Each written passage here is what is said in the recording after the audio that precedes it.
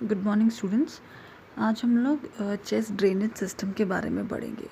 अभी तक हमने चेस्ट के बारे में देखा, ऑक्सीजन थेरेपी के बारे में देखा, फिर हमने देखा लंग्स में सिक्रीशन होती हैं, फिर हम लोग चेस्ट फिजियोथेरेपी और पोस्चरल ड्रेनेज से कैसे निकाल सकते हैं। अब हम उसके आगे का चीज़ देखेंगे या मैनेजमेंट सिस्टम देखेंगे, जिसमें एक चीज़ होती है चेस्ट ड्रेनेज, मतलब कि चेस्ट में चेस्ट ट्यूब्स इंसर्ट करके सिक्रीशंस को ड्रेन करने की कोशिश की जा सकती है ना। ये जो ड्रेनेज सिस्टम है वो सर्जरी में लगाया जाता है, ऑपरेशन में किया जाता है, या फिर आईसीयू का प्रोसीजर है। ठीक है। Now how we are involve, हम लोग उसके इंसर्शन में we will be assisting during उसका इंसर्शन, प्लस हम उन पेशेंट्स को मैनेज करेंगे who are with chest tube drainage. ठीक है। So it becomes important for us to know वो क्या है, उसके पार्ट्स क्या हैं, वो कैसा दिखता है और हमें उससे कैसे मैनेज करना है। Okay. Now what is chest tube? Chest tube actually एक कैथेटर है जिसको हम लंग्स में इंसर्ट करते हैं एयर ऑफ या फिर फ्लूइड निकालने के लिए ना। आप लोग बोले कि मैम लंग्स में से एयर क्यों निकालना है? प्लूरल कैविटी में से, जहाँ पे नॉर्मली एयर नहीं होता, अगर वहाँ पे एयर है तो वहाँ से फ्लूइड या फिर एयर निकालने के लिए ये ट्यूब्स इंसर्ट की जाती हैं। ठीक है। नाउ इसमें जब हम लोग इंसर्ट करते हैं तो हम लोग मेक श्योर करते हैं कि जो पल्मोनरी फंक्शन है, लंग का फंक्शन और जो प्रेशर है वो नॉर्मली मेंटेन रहे। Okay. See in this image दिखाया है लंग कैविटी है, फिर प्लूरल स्पेस है। प्लूरल स्पेस में space between the lung and the pleura. ठीक है। वो प्लूरल स्पेस में क्या है, वो ट्यूब की ओपनिंग है और वो चेस्ट ट्यूब से हम लोग एक ड्रेनेज बॉटल में सिक्रीशंस कलेक्ट कर रहे हैं ना। वो जो सिक्रीशंस हैं वो एक अंडर वाटर, मतलब एक वाटर के अंदर वो ट्यूब गया है और उसमें वो सिक्रीशंस कलेक्ट हो रही हैं। ओके। ये सिस्टम है। This is how actually the system looks. Next हम लोग इंडिकेशन देखेंगे कि किन किन पेशेंट्स में चेस्ट ट्यूब डाला जाता है। फर्स्ट इज़ न्यूमोथोरैक्स, उसके बाद is haemothorax and next is pleural effusion. First is pneumothorax. Pneumo मतलब एयर, थोरैक्स मतलब लंग्स। ठीक है। हमारे लंग्स में एयर भर जाना। ठीक है। ना बोल के मैम एयर में लंग्स में तो ऑलरेडी एयर है, नो, बट प्लूरल स्पेस में। ठीक है। ना जो एक कवरिंग है जिसने हमारे लंग्स को कवर करके रखा है, दैट इज़ दी प्लूरा, अगर उसके बीच में अगर एयर भर जाए तो उसको हम लोग बोलेंगे pneumothorax. You can see the difference between left and the right lung. ठीक है। ये किस किस वजह से हो सकता है? अगर कोई ट्रॉमा हो गया है, कुछ इन्फेक्शन हो गया है। ठीक है। तो ना ज़्यादातर ट्रॉमा, न्यूमोथोरैक्स एक्चुअली ज़्यादातर ट्रॉमा की वजह से होता है, या फिर पंचर, एबनॉर्मल पंचर की वजह से हमारे लंग्स में एयर भर सकती है ना। अगर हमारे लंग्स में एयर भर गई, न्यूमोथोरैक्स हो गया, तो क्या होगा, जो एक्चुअल में जहाँ पे एयर होनी चाहिए, जहाँ पे लंग्स को एक्सपैंड करना है, लाइक ब्रोंकस एंड द एल्वेलाइज, वो एक्सपैंड नहीं होंगे, तो हमारा चेस्ट का फंक्शन कॉम्प्रोमाइज़ हो जाएगा। इससे सडन डेथ भी हो सकती है। So it is very serious condition. Okay. Next है हीमोथोरैक्स। हीमो मतलब ब्लड। ना ब्लड कहाँ है? हमारे थोरैक्स में। नाउ मेनली कहाँ पे है ब्लड? हमारा in the pleural space. Now air की जगह क्या जमा हो गया है? ब्लड। अगेन ज़्यादातर रोड ट्रैफिक एक्सीडेंट पेशेंट्स में ये देख सकते हैं। Next is pleural effusion. Pleural effusion मतलब पस, एक्सुडेट, जो हमारा बाय प्रोडक्ट्स हैं वो सब कलेक्ट हो जाना। ठीक है। या फिर कुछ इन्फेक्शन है, उसका बाय प्रोडक्ट है, वो सब कलेक्ट हो गया है हमारी प्लूरल स्पेस में, उसको हम लोग बोलेंगे प्लूरल एफ्यूजन। ना हमारे चेस्ट ट्यूब डालने के पर्पसेस क्या हैं? पहला पर्पस है कि हम चाहते हैं हमारे लंग में से एयर निकल जाए, या फिर जो फ्लूइड है, एबनॉर्मल फ्लूइड, वो निकल जाए। प्लस हम चाहते हैं, सेकेंड पर्पस है कि जो फ्लूइड या एयर या पस जो बाहर आया है वो वापस हमारे लंग्स में नहीं एंटर होना चाहिए, है ना। उसको हमें प्रिवेंट करना है री एंटरिंग से। नेक्स्ट इज हमारे लंग्स में नेगेटिव प्रेशर होता है, जिसकी वजह से हम लोग ब्रीदिंग पैटर्न होता है हमारा, तो हमें वो जो नेगेटिव प्रेशर का जो पैटर्न है, नेगेटिव प्रेशर है, वो रिस्टोर करना है या फिर मेंटेन करना है। इसके लिए हम लोग चेस्ट ट्यूब प्लेस करते हैं ना। हमारा फर्स्ट पॉइंट क्या था? Remove fluid and air as promptly as possible. तो उसके लिए हमें क्या मेक श्योर करना है कि जो चेस्ट ट्यूब है वो करेक्ट पोजीशन पे है। अगर कहीं पे ब्लड कलेक्टेड है तो वहाँ पे उसका माउथ, जो ओपनिंग ऑफ द ट्यूब है वो वहाँ पे है, या फिर अगर न्यूमोथोरैक्स है तो करेक्ट प्लूरल स्पेस में जो ट्यूब है उसका इंसर्शन हुआ है। ओके। पॉइंट था हमें प्रिवेंट करना है जो ड्रेन फ्लूइड या फिर एयर हमने ड्रेन किया है वो वापस प्लूरल स्पेस में ना चला जाए। तो उसके लिए एक्चुअली क्या क्या होता है, हम मेक श्योर करते हैं कि जो एयर और जो फ्लूइड है वो हमारे जो चेस्ट ट्यूब ड्रेनेज है उसमें कलेक्ट हो। प्लस हम लोग मेक श्योर करते हैं कि वन वे वाल्व का यूज़ किया जाता है। वन वे वाल्व मतलब कि जो ट्यूब में ऐसी वाल्व्स होती है कि अगर फ्लूइड एक बार चेस्ट से बॉटल की तरफ आ गया तो वो रिटर्न नहीं जा सकता, ठीक है, लेकिन वो वाल्व ओपन ही नहीं होगी, तो वन वे वाल्व का यूज़ किया जाता है, ठीक है। प्लस हम मेक श्योर करते हैं कि जो ड्रेनेज बॉटल है उसको नीचे या फिर बिलो चेस्ट लेवल रखा जाता है, या कि हम लोग मतलब नीचे रखते हैं ताकि वो ग्रेविटी के फोर्स में रहे। तो अगेंस्ट ग्रेविटी मतलब उसे चेस्ट लेवल के ऊपर नहीं लेके जाते कभी भी, ताकि जो है उसका बैक फ्लो ना हो अगर हमने वन वे वाल्व का यूज़ नहीं किया है तो। नेक्स्ट इज हमें नेगेटिव प्रेशर बॉटल का मेंटेन करना है ना। नेगेटिव प्रेशर कैसे मेंटेन किया जाता है, जो हम लोग वाटर सील ड्रेनेज यूज़ करते हैं उससे हम लोग उसका नेगेटिव प्रेशर मेंटेन करते हैं। वो हम लोग कैसे मेंटेन करते हैं वो हम लोग देखेंगे, उसमें डिफरेंट मेथड्स होते हैं, उसका प्रिंसिपल हम लोग फिजिक्स का principle we will see, but just understand हम लोग जो वाटर सील ड्रेनेज यूज़ करते हैं उससे नेगेटिव प्रेशर मेंटेन होता है। पर प्लस अगर हमें प्रेशर बढ़ाना है तो हम लोग बॉटल के नंबर्स आपने देखो वो हम लोग उसमें इंक्रीज़ कर सकते हैं, ठीक है। इंक्रीज़ करने के साथ में अगर ज़रूरत पड़ी तो हम लोग उसमें नेगेटिव प्रेशर का सक्शन भी लगा सकते हैं, but at very low pressure, वो वेरी करता है। But these are some of the methods. या सिंगल बॉटल भी यूज़ कर सकते हैं डिपेंडिंग अपॉन हमें कितना नेगेटिव प्रेशर या फिर कितना फोर्स अप्लाई करना है सक्शन में मतलब कितना फोर्स अप्लाई करना है ड्रेनेज में जो चेस्ट से आ रहा है, ओके, वो डिफर करेगा। हम देखेंगे कि चेस्ट ड्रेनेज सिस्टम वर्क कैसे करता है, ठीक है। First is expiratory pressure. Expiratory pressure मतलब जब हम लोग एक्सहेल करते हैं तो उस टाइम पे क्या होता है, जो एयर और जो फ्लूइड है वो चेस्ट के बाहर जो है वो बाहर की तरफ आता है। तो मेनली हम लोग एग्जांपल है कफ मैन्यूवर या फिर वेल्सल्वा मैन्यूवर। हम लोग कफ करते हैं या फिर जो वेल्सल्वा मैन्यूवर है वो करते हैं, तो उस टाइम पे क्या होता है, जो चेस्ट में जो सिक्रीशंस हैं या जो एयर है वो चेस्ट के बाहर की तरफ जाते हैं। Second is gravity. जब हमारी चेस्ट बॉटल नीचे रखी है तो फिर क्या होता है, जो फ्लूइड है या फिर जो ड्रेनेज है वो along with the gravity flow करता है, तो वो नीचे मतलब कि it will help in drainage of secretion from the chest. उसके बाद में है सक्शन। हम लोग सक्शन लगा सकते हैं मेनली ज़्यादातर अगर न्यूमोथोरैक्स है तो उन केसेस में, ताकि एक प्रेशर जनरेट हो और नेगेटिव प्रेशर जनरेट हो और सिक्रीशंस पुल हो out of the body, secretions या फिर एयर पुल हो out of the lung, okay. So mainly तीन सिस्टम्स इसमें वर्क कर रहे हैं। फर्स्ट इज एक्सपिरेटरी प्रेशर, उसके बाद ग्रेविटी और उसके बाद में सक्शन। ना जो कॉमनली यूज्ड ड्रेनेज सिस्टम है वो है 1 bottle system, 2 bottle system and 3 bottle system. 1 bottle system ना, 1 बॉटल सिस्टम में क्या है, देयर इज़ 1 कंटेनर या फिर बॉटल है, सील्ड बॉटल, उसमें एक ट्यूब आ रहा है जो पेशेंट से आ रहा है और वो ट्यूब डायरेक्टली अंडर वाटर जा रहा है ना, वो हवा में नहीं है।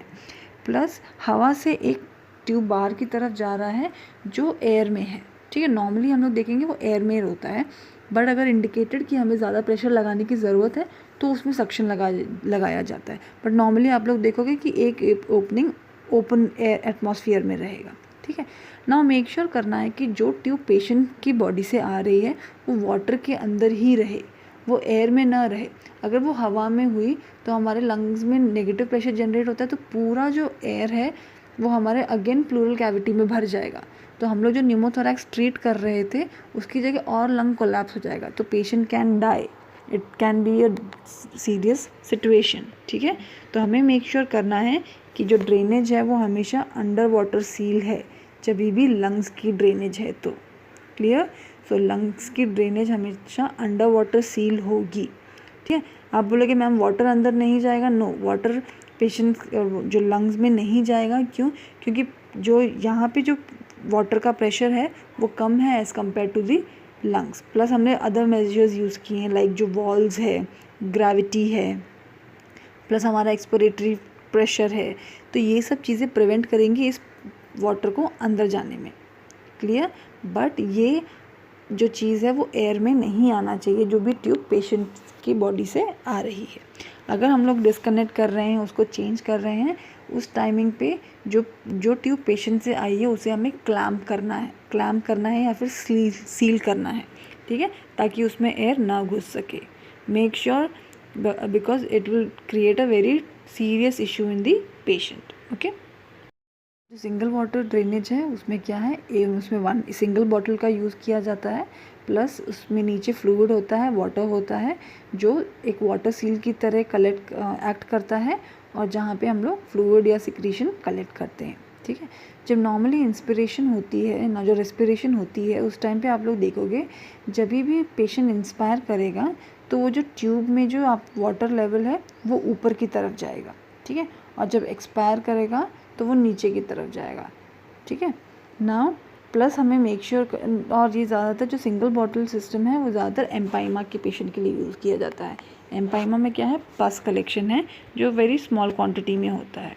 ओके, तो single bottle system is mainly for empyema. Now next is 2 bottle system. और 2 बॉटल सिस्टम में आप लोग को हमें 2 बॉटल दिखाई दे रही है, राइट। ना 2 बॉटल में क्या है, फर्स्ट बॉटल में देखो 1 ट्यूब इज़ कमिंग, वो पेशेंट से आ रही है, और इस बॉटल में जो डायरेक्टली है वो जो फ्लूइड है या फिर जो हमारा सिक्रीशन है या जो ब्लड है वो डायरेक्टली कलेक्ट हो रहा है। प्लस वो bottle is connected to the another bottle जो कि अंडर वाटर सील है, ठीक है। तो उसका ट्यूबिंग अनदर बॉटल में वाटर सील है जहाँ से प्रेशर जनरेट होगा। प्लस उस बॉटल का जो 1 मोर ट्यूब है वो या तो एटमॉस्फेयर में जाएगा या तो हम लोग सक्शन में लगा सकते हैं। नाउ यू विल से कि मैम आपने पहले बोला था कि जो पेशेंट से ट्यूब आएगा वो डायरेक्टली वाटर में ही होना चाहिए। येस, वाटर में ही होना चाहिए। You understand the physics here. यहाँ पे जो बॉटल के अंदर एयर है वो कांस्टेंट रहेगी, वो बढ़ेगी या ज़्यादा नहीं होगी, वो एक्सपैंड या कम नहीं होगी। जैसे जैसे पेशेंट की बॉडी में से सिक्रीशन या फिर फ्लूइड आता जाएगा उसके अकॉर्डिंगली एयर ट्रैवल होगी सेकेंड बॉटल में, that is under water seal. इस वजह से पेशेंट की बॉडी में एयर या फिर लंग ट्रैवल नहीं होगा, क्योंकि ऊपर से टॉप से देखो वो बॉटल सील्ड है, प्लस उसके अंदर का बॉटल के अंदर का जो एनवायरनमेंट है वो ब्लॉक्ड है, ठीक है। वो कंट्रोल है एयर बबल सिस्टम से, ठीक है। सो जो फर्स्ट बॉटल है उसके अंदर का जो एनवायरनमेंट है वो कांस्टेंट रहेगा, वो पेशेंट की बॉडी में तो नहीं चला जाएगा क्योंकि उसमें प्रेशर कम है, ठीक है। और प्लस और वो सेकेंड बॉटल से अंडर वाटर सील ड्रेन्ड है। Okay, now similarly 2 bottle system के बारे में है कि 2 बॉटल सिस्टम कलेक्ट अलाउ करता है किसी भी फ्लूइड को कलेक्ट करने के लिए which is under water seal drainage, ठीक है ना। जो fluctuation of the water seal है वो हम लोग को दिखाई दे सकता है उसमें। प्लस हम 2 जो ड्रेनेज सिस्टम है वो ज़्यादातर हम लोग कब यूज़ करते हैं, जब हमें ज़्यादा अमाउंट ऑफ ड्रेनेज एक्सपेक्टेड है, ठीक है। तो उस टाइम पे ज़्यादातर ये ड्रेनेज सिस्टम यूज़ किया जाता है। प्लस ये ड्रेनेज सिस्टम में क्या है कि आउटपुट कितना है या फिर ड्रेन कितना है वो हम एडिक्वेटली या वेरी करेक्टली चेक कर सकते हैं, मतलब मेजर कर सकते हैं ना। अभी हम लोग देखेंगे 3 बॉटल सिस्टम ना। 3 बॉटल सिस्टम में क्या है, सिर्फ फर्स्ट बॉटल में देखो पेशेंट से ट्यूब आ रही है ना, वो जो है वो फर्स्ट बॉटल में गई, वहाँ पर ड्रेन कलेक्ट हुआ, उसके अंदर का एनवायरनमेंट सील है। प्लस वो second bottle is connected to another bottle जो कि वाटर सील है, तो हमारा फर्स्ट बॉटल वाटर सील हो गया, ठीक है ना। अगेन उसमें हम लोग ये चांसेस नहीं है कि एयर चला जाएगा पेशेंट की बॉडी में, नो, क्योंकि अनदर बॉटल जो कनेक्टेड है जहाँ से उसमें एयर आ रही है वो वाटर सील्ड है, तो अंडर प्रेशर ही उसमें एयर जाएगी, मतलब उसके अंदर का एनवायरनमेंट सील हो गया। प्लस सेकेंड बॉटल में हम लोगों ने सेकेंड बॉटल के बाद एक और थर्ड बॉटल कनेक्ट की है, जो एक थर्ड बॉटल में हमने क्या किया है, प्रेशर या फिर सक्शन अटैच किया है। प्लस हमने एक एयर वेंट दिया है वाटर के अंदर, ताकि जो वाटर का मूवमेंट है या फिर जो प्रेशर कंट्रोल करना है वो हो सके। अगर एक्स्ट्रा प्रेशर जनरेट हो गया है सक्शन की वजह से तो वो थोड़ा मिनिमाइज़ हो सके, इसके लिए एक छोटा सा एयर वेंट दिया है, बट जो कि अंडर वाटर ही है, तो मतलब अंडर प्रेशर ही वो रिलीज़ होगा। ओके, नाउ ये वाला ड्रेनेज सिस्टम ज़्यादातर क्यों यूज़ किया जाता है वो हम नेक्स्ट स्लाइड में देखें। नाउ 3 बॉटल सिस्टम हम लोग जब यूज़ करेंगे जब हमें श्योरली पता है कि हमें सिक्रीशन रिमूव करने के लिए सक्शन अप्लाई करना ही पड़ेगा, उस टाइम पे हम लोग 3 बॉटल सिस्टम यूज़ करते हैं। क्योंकि डायरेक्टली अगर ज़्यादातर 1 बॉटल या 2 बॉटल में अगर हम लोग सक्शन अप्लाई करेंगे तो बहुत ज़्यादा प्रेशर, नेगेटिव प्रेशर लंग्स पे जनरेट हो जाएगा, ठीक है। तो वो अवॉइड करने के लिए जब हम लोग श्योर हैं कि येस हमें नेगेटिव प्रेशर से ही शुरू करना है, तब हम लोग 3 बॉटल सिस्टम का यूज़ करेंगे। देन यू विल से कि मैम 1 बॉटल और 2 बॉटल में हमने नेगेटिव प्रेशर की बात क्यों की। हो सकता है कभी कभी हमने 1 बॉटल मतलब पेशेंट को लगाया, फिर 2 बॉटल लगाएं, और हमें नीड लग रही है कि नो हमें थोड़ा सक्शन लगाने की ज़रूरत है, तो वेरी लो प्रेशर पे हम लोग सक्शन अप्लाई कर सकते हैं, वो ऑप्शन है, ठीक है। बट हम लोग जब शुरुआत कर रहे हैं ड्रेनेज सिस्टम की एंड वी आर श्योर कि हमें सक्शन लगाना ही है, तब 3 बॉटल का यूज़ किया जाता है ताकि जो प्रेशर है उसको कंट्रोल किया जा सके, ठीक है। नाउ ज़्यादातर अडल्ट में जो हम लोग प्रेशर लगाते हैं for drainage, that will be around 15 to 20 centimetre of water. और वो प्रेशर कैसे चेक करते हैं, जो हमारे सक्शन अपैरेटस के ऊपर मीटर होता है उससे हम लोग वो प्रेशर चेक करते हैं और उससे कंट्रोल किया जाता है। और उसके अनुसार हम लोग वाटर का लेवल बढ़ा या कम भी कर सकते हैं टू कंट्रोल द प्रेशर। ना this is image of a pleurovac. Pleurovac actually ये रेडीमेड अवेलेबल है, ठीक है। ये हमें सिर्फ ओपन करके डायरेक्टली अटैच करना होता है, इसमें हमें कुछ सेटिंग नहीं करनी होती। लाइक जो हमने नॉर्मल पहले के ड्रेनेज देखे थे वो हमें बॉटल अरेंज करना होता है, तब हमें उसके कनेक्शन हमें लगाने पड़ते हैं, प्लस उसमें लेबल्स लगाने पड़ते हैं। बट यहाँ पे है ये जो एक रेडीमेड अवेलेबल सक्शन बॉटल है ना। यहाँ पे आप लोग पल्मोमैक के पार्ट देख सकते हो। पेशेंट से एक ट्यूब आ रहा है, उसके बाद में कलेक्टिंग, उसमें चेम्बर्स है जिस पे मार्किंग की गई है ना, कि कितना कितना कलेक्ट हुआ है। तो उसमें सेक्शन कंट्रोल चेम्बर है, एयर लीक मॉनिटर है, अगर एयर लीक होगा तो हमें पता चल जाएगा। प्लस सेक्शन अटैच करने के लिए भी वहाँ पे पोर्ट है। ये एक्चुअली एक रेडीमेड अवेलेबल है, इसके लिए आपको दिखाया है। ये प्रिकॉशंस हम लोग को लेनी है जब हमारे पास कोई पेशेंट है जिसको चेस्ट ट्यूब ड्रेनेज है। तो now it is mainly the nursing responsibility, हम लोग डिस्कस करेंगे।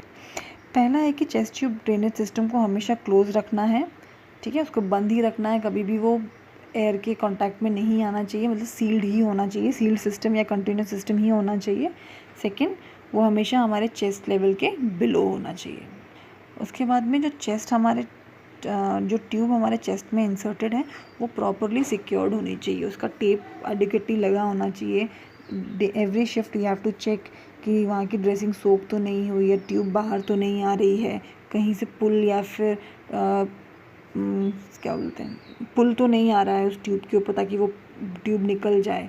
पेशेंट मूव कर रहा है तो ज़्यादा प्रेशर नहीं आना चाहिए ट्यूब के ऊपर। और हमें मेक श्योर करना है कि कंटिन्यूसली स्लो बबल्स जो सक्शन बॉटल हैं उसमें आते रहें, विच इंडिकेट्स कि जो हमारा सक्शन अपैरेटस है, जो हमारा ड्रेनेज सिस्टम है वो कंटिन्यूसली वर्क कर रहा है, ओके। नाउ हमें मेक श्योर करना है कि जो वाटर सील लेवल वो मेंटेन्ड है। अगर हमारा लाइक रेडीमेड हमने ये यूज़ किया है सक्शन बॉटल, तो उसमें जितना लेवल डिज़ाइन किया है मैन्युफैक्चर ने वहाँ तक हमारा फ्लूइड लेवल मेंटेन्ड है। प्लस जो ट्यूब में फ्लूइड का पानी का राइज एंड फॉल है वो कंटिन्यूसली हो रहा है, जिसका मतलब है अगर राइज एंड फॉल हो रहा है तो वो ड्रेनेज सिस्टम एडिक्वेटली वर्क कर रहा है। देन हमें मेक श्योर करना है कि ऑल द कनेक्शंस, क्योंकि इसमें बहुत सारे कनेक्शंस होंगे, वो एडिक्वेटली टाइट हैं प्लस सिक्योर्ड है विद एक्स्ट्रा टेप्स, ठीक है। प्लस अगर हमें ड्रेनेज में कुछ अनएक्सपेक्टेड दिखे, लाइक हम लोग ब्लड एक्सपेक्ट कर रहे थे, उसके बाद में कुछ क्लाउडी सोल्यूशन आ जाए, ठीक है, या तो फिर येलो सोल्यूशन आ जाए, लेकिन change in colour in consistency of the drainage हमें हमेशा रिपोर्ट करनी है। और नेक्स्ट पॉइंट है, मैंने पहले बोला कि ना कंटिन्यूस बबल्स आने, धीरे धीरे बबल्स आने चाहिए फ्रॉम दी वाटर सील, है ना। बट वो एक पीरियोडिक मतलब स्लोली आने चाहिए। बट आपको कंटिन्यूस अगर एक एज अ लीक जैसा हमें समझ में आएगा कि कंटिन्यूस बबल्स आ रहे हैं, तो हो सकता है कि शायद हमारे सिस्टम जो है, जो कंप्लीट सिस्टम है, उसमें कहीं ना कहीं लीक है। अगर हमें ऐसा लगेगा तो इमीडिएटली हमें ट्यूब को क्लैम्प करना है, नोटिफाई करना है अथॉरिटीज़ को, ठीक है। सो हमें डिफ्रेंशिएट कर, when you will see practically, तभी हम लोग डिफ्रेंशिएट कर पाएंगे कि नॉर्मल बबलिंग क्या है और लीक वाली बबलिंग क्या है, ठीक है। देन एवरी शिफ्ट में we have to make sure कि ट्यूब का मतलब कलेक्शन का लेवल कितना था, कि कितना कलेक्ट हुआ है, कितना नहीं हुआ है। देन हमें पीरियोडिकली असेस करना है कि ट्यूब में कहीं तो किंक नहीं है, कहीं वो बेड में फंस तो नहीं गई है, ठीक है। तो ये सब चीज़ें हमारे डेली रूटीन असेसमेंट में आएंगी। हमें मेक श्योर करना है कि पेशेंट कफिंग और डीप ब्रीदिंग एक्टिवली कर रहा है, वो इंसेंटिव स्पायरोमेट्री कर रहा है। स्पायरोमेट्री मैंने एक डायग्राम दिखाया था, बलून का एक इंस्ट्रूमेंट था जिसमें उनको इंस्पिरेशन एक्सपिरेशन करना था, दैट थिंग। सो नाउ ये क्यों कर रहा है? ताकि लंग कैपेसिटी एक्सपैंड हो, लंग की एक्सरसाइज हो। मेक श्योर करना कि हम लोग पेशेंट की पोजीशन चेंज कर रहे हैं। प्लस अगर हैंडी है, पेशेंट चल सकता है, कॉन्ट्राइंडिकेशन नहीं है, तो पेशेंट को हमें मोबिलाइज करना है। देन जो पैरामीटर्स जिससे हम लोग हमारा रेस्पिरेटरी पैटर्न असेस कर सकते हैं, लाइक ब्रीदिंग, SpO2 है ना, सैचुरेशन लेवल, ये सब हमें चेक करना है।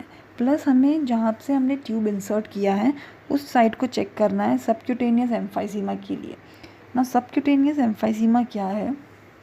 जहाँ पे भी हमने चेस्ट ट्यूब इंसर्ट किया है वहाँ की स्किन एक्सपोज्ड है, हमने ड्रेसिंग लगाई है, बट कुछ लेवल तक एयर एक्सचेंज हो सकता है, तो हो सकता है कि एयर हमारे टिश्यूज़ या फिर सेल में घुस जाए। उस चीज़ को हम लोग बोलते हैं सबक्यूटेनियस एम्फाइसीमा।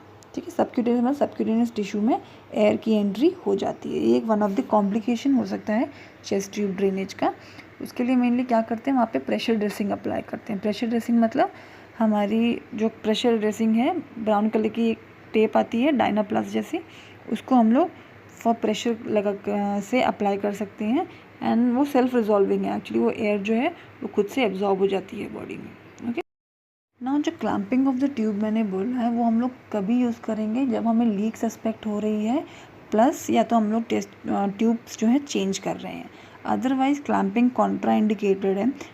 क्लैंपिंग की वजह से टेंशन न्यूमोथोरैक्स हो सकता है। ठीक है, तो आप कभी कभी देखोगे पेशेंट को एम्बुलेट कर रहे हैं या फिर चला रहे हैं, ट्रांसपोर्ट कर रहे हैं, तो उसको क्लैम्प कर दिया जाता है। For some period of time it is okay, but अगर हम लोग ज़्यादा देर तक नहीं कर सकते क्योंकि उसकी वजह से पेशेंट को अनदर कॉम्प्लिकेशन भी हो सकता है। प्लस हमें हमेशा मेक श्योर करना है कि जो चेस्ट ड्रेनेज लेवल है वो पेशेंट के चेस्ट लेवल से हमेशा नीचे ही रहे। अगर एक्सीडेंटली चेस्ट ट्यूब अगर ड्रेनेज डिस्कनेक्ट हो जाती है तो हम क्या क्या इमरजेंसी में क्या क्या कर सकते हैं। लाइक अगर समझो ट्यूब अगर डायरेक्टली चेस्ट से निकल गई है तो इमीडिएटली हमें उस सील जगह एरिया को ब्लॉक करना है। कैसे ब्लॉक करना है? ड्राई स्टेराइल ड्रेसिंग से, पेट्रोलियम जेली गॉज से इमीडिएटली ब्लॉक करना है। ओके, उसके बाद में हम लोग पेशेंट को इंस्ट्रक्ट करेंगे, प्लस हमें आस्क फॉर हेल्प, हमें अथॉरिटीज़ को इन्फॉर्म करना है immediately. And by the time जब तक हमारे पास डॉक्टर्स पहुंचते हैं तब तक हमें क्या करना है, पेशेंट को इनहेल और एक्सहेल करने के लिए बोलना है। ठीक है, इससे क्या होगा, जो प्लूरल स्पेस है वो एक्टिव रहेगा, उसमें जो एयर मूवमेंट है वो मेंटेन रहेगी। ठीक है ना, हो सकता है कि शायद चेस्ट से ट्यूब ना निकली है, बॉटल से निकल गई या बॉटल टूट गई है। अगर ऐसा कुछ है तो इमीडिएटली जो पेशेंट का ट्यूब का एंड था उसे हमें किसी वाटर सील कंटेनर में डाल देना है, किसी भी बॉटल में, नॉट किसी भी स्टेराइल बॉटल में या फिर किसी वाटर में उसको इमीडिएटली डाल के रखना है, ताकि वी मेक श्योर कि एयर पेशेंट की बॉडी में एंटर ना हो। ओके ना, अब हम लोग चेस्ट ट्यूब को टर्मिनेट कैसे करेंगे। पहले हमें ऑफकोर्स पेशेंट को प्रोसीजर एक्सप्लेन करना है, प्लस हमने जब हम लोग चेस्ट ट्यूब इंसर्ट करते हैं तो उसको स्विचर से सिक्योर करते हैं ना, वहाँ पे उसको टाई कर देते हैं।